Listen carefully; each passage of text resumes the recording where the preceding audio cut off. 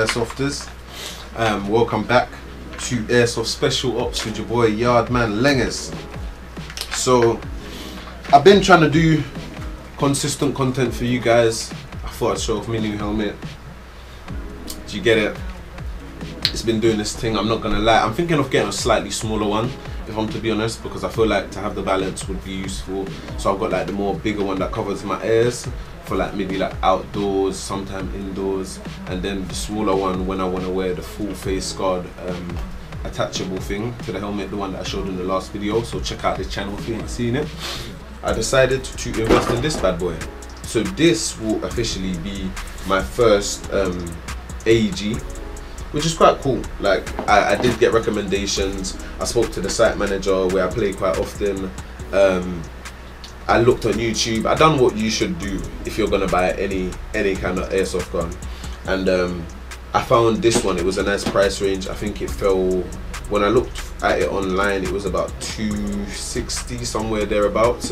But because I'm a marshal at Splatoon, you get discount. So I'm never gonna disclose how much I got it for, but I did pay $260. I think I paid a lot less than that. Let's just say that. But so big up Splatoon. You know what I'm saying? What I will say so far is, like, I can't really show you how the gun is meant to look like straight off top. I've just seen a picture on the box does this thing, but I've already made my adjustments. I kind of wanted to just kind of like open up the box, show you the things that come in the box, talk over the gun roughly. But what I will do in this video is I'll put a picture so you guys can actually see what the gun looks like before, because obviously my gun is I've changed stuff already, basically, is long and short of it. The box feels very quality, I will say that. It reminds me of when my Raven came. It was like simple, effective, but it still felt quality. I was able to carry this box. My travel from the airsoft place where I bought it was like 2 hours, give or take, and at no point along that journey did I feel too uncomfortable, because the picture is quite small. Unless somebody's really trying to look at you, they don't really clock what's in the box. Plus the back doesn't actually have any gun pictures, so it's quite useful. Plus the build, like the build of the overall box is quite good. Like it's quite top-notch quality, looks glossed as well, of some format. So yeah, and then you shall open the box. Now obviously the gun is no longer in the box, but I did want to speak over what does come in the box. So this was muzzled on my gun. One thing that my friend did tell me, because I didn't even clock it was on the gun. I was about to shoot it, and my boy was like, no, stop, and he literally pulled off this red thing. So guys, if you're gonna grab one of these, and it's called the G&G, I'm not even starting correct, the gun is called a G&G CM16. It's actually a very nice gun. I'm still due to do a lot more testing, so I will do out the box rating, but you're gonna have to give me about 3 months, like the Vosk with this one, because look at the Vosk now. Let me show you quick. It actually has found its own little character now. Like I put it back original, top slide Vosk, bottom slide bottom frame Vosk, and if you notice, I've gone for the like silver on silver trigger and silver bottom. I've put back the original bottom, and I've gone for the Vosk clip, so it kind of just sits and pretties up the gun and squares it off a bit. And then I've gone for the laser.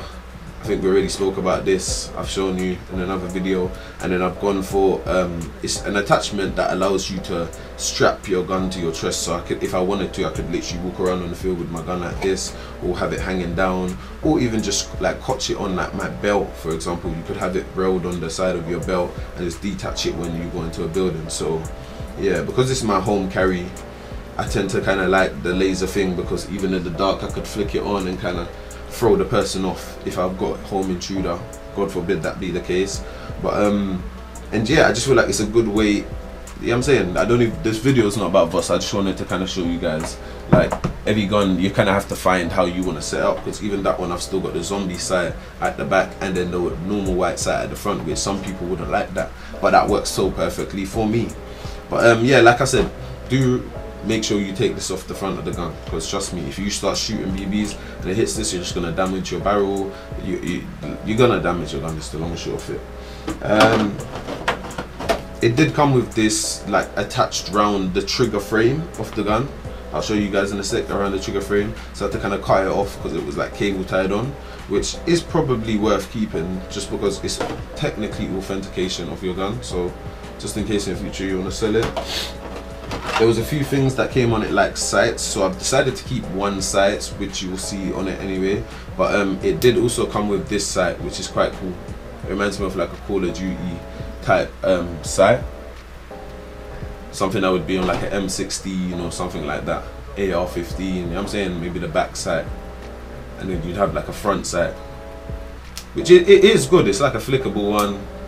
Quite easy to put on. It's like a flathead screwdriver, quite easy to take off. I decided to take it off because I've got a scope on the gun, but if you don't have a scope, especially if you're like a noob, which ain't a bad thing, like we're all noobs in this thing anyway, but I would advise you to leave this on, because me, I did leave it on until I've got a scope for the gun, so I would advise it. So that's that. It came with like these two booklet things. I believe one is like instructions. You know, Yardman Leng, don't judge me. I did not read, well, tell a lie, I did read it. I took a brief read through this. However, if like, it is worth looking through, because it does talk about like detachment of the gun, how to put the batteries in, where certain things are located. It just go through quite a bit, so it is worth looking at, especially before you kind of like slam things together and, you know what I'm saying, start trying to take things apart and these things. But yeah, so you have a manual which is quite good quality, and the good thing I did like about it, although the front couple pages are in Chinese, the rest are English, which is very important thing. You might think, oh, it's such a little thing. It's actually a big thing when buying products made in China, because trust me, it's so frustrating getting something. Like there was one time I bought a WE, this was early days, this was probably like 2012, like this is early days, and I bought like a, I think it was a Gen 2 or Gen 3 G17, bro. All from start to finish, the manual was in Chinese, and I'm telling you, it was so frustrating because it was such a nice pistol, but every time it broke, it's like I got more and more frustrated because I just didn't know how to fix it. And at the time, because it was so early, like the pistol had just dropped, like say 2 months prior to me buying it. When I would go online, there were no videos for it because obviously the pistol was so new.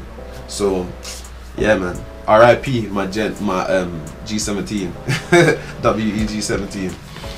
The next booklet that comes with it, it kind of seems like some kind of sales pack from G&G, which is quite good because it has bare gun options, and I found quite a few on there that I did like I saw 2 green ones, lime green, 1 silver, 1 gold, and then I saw a pink and white one, which I did think, raw, pretty cool. And then there was 2 M9 Berettas that I did see that I was like, raw, like most gun suppliers do, because on send something like this, for example, like on the HO2 box right at the back, it has this full range of guns, or the full range of guns that was out at that time in 2018 or 2017 when it came out. I just think this stuff is cool because now G&G's opening themselves up to me, and it's quite cool because I didn't know much about G&G, and I probably wouldn't have come across them if I had just stuck to pistols, if I'm to be real, because as much as they do have their pistols, the kind of pistols I was looking at the time, for example the Vosco, for example the Raven, it's like, oh yeah, and my Raven is here, the bad boy, which I have made adjustments to, like you guys can see. Decided to leave this top on there because I just think it's useful. But yeah, we'll talk about that another time. Yeah, I think sometimes it's good for them to send these little booklets because it just opens up your mind to different brands and different ideas. And when I was looking at prices, they're not too bad. Like I said, the green pistol and the pink pistol, and there were some green ones as well, like not lime, there was like green mint type color ones, and then there was like a dark army type camel green one.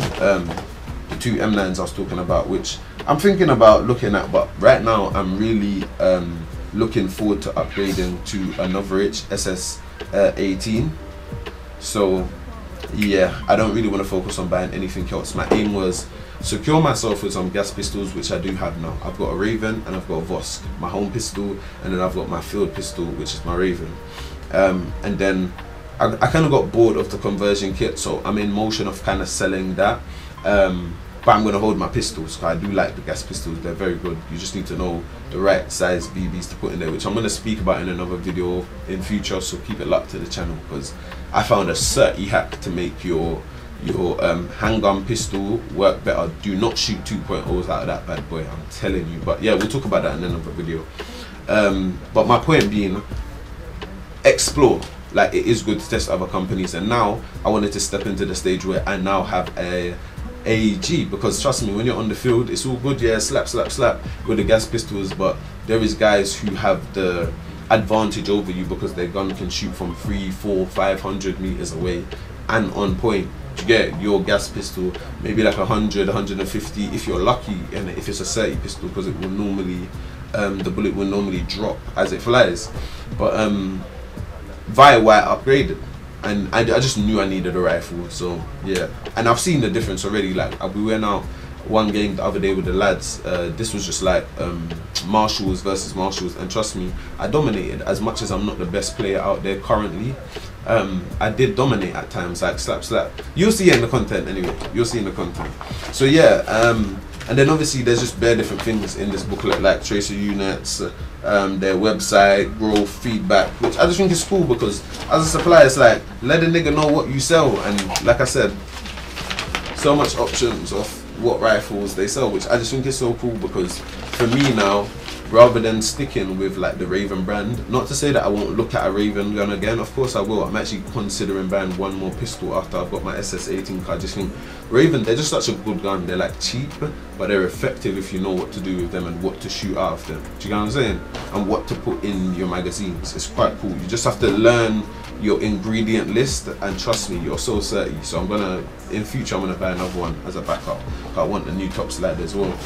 But yeah, big up G&G for this, because like I said, in future, I know at some point I'm gonna want to upgrade, because this gun is, for example, quite light. So compared to the HO2, it's like probably like half or 1/3 of the weight, which is cool for me, because I'm tired of running around sweating out my shit because I'm carrying a heavy gun. So it's nice. I'm gonna go through the experience and be able to experience a different type of gameplay now with a lighter gun.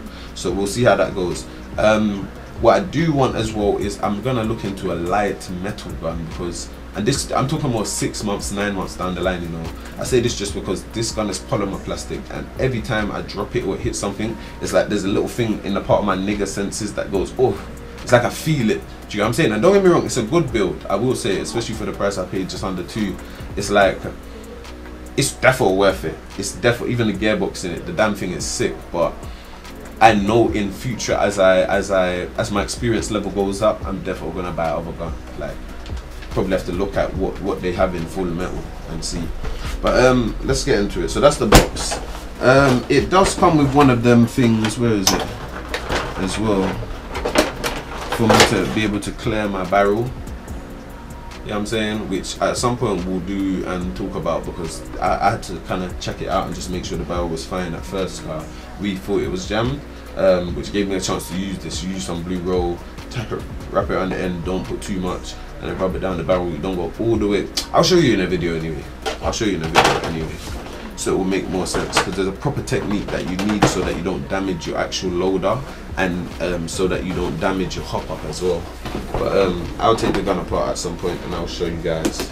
So yeah, that's G&G's box, the G&G CM16's box, and it just feels nice. But I'm not gonna lie, like, as much as I don't want to sell this gun, I'm gonna keep the box. Like, it's just nice. You know what I'm saying? Like, it's actually nice. It's a good quality. It feels nice in the hand, and then you've got your little arms. How I was able to carry it home. Plus, like I said, it's not the heaviest gun ever, so trust me, it was a nice balanced carry. I had my gun bag and 2 guns in the bag. I think, no, yeah, 2 guns in the bag, and then I had that in one arm, and it wasn't, trust me, it wasn't too bad. But let's get into it. So here is my bad boy. This is Mary Jane 2.0. Mary Jane 1.0 was my conversion kit, my carbine. So yeah, straight off the top, like I said, because you guys would have seen other pictures, because I'm going to show you what it originally looked like. For example, it never had this scope on it, never had that on it, it never had this on it, it never had all of this on that. The end barrel was different. This is the original mag though, so this mag is the mag that comes with the gun, and I kind of chose to kind of keep it around me so I could see how it works, because if you notice, it's one of those, where is it, windy mags, so you have to keep winding it up, but at the same time I wanted to do that because I don't have much knowledge on that and how it works. Plus these kind of mags are quite good because you see where, for example, this mag it looks the part. It's cool. Like for me, I love these mags because they look cool. When this is in your gun, for example, it just makes the thing look so realistic.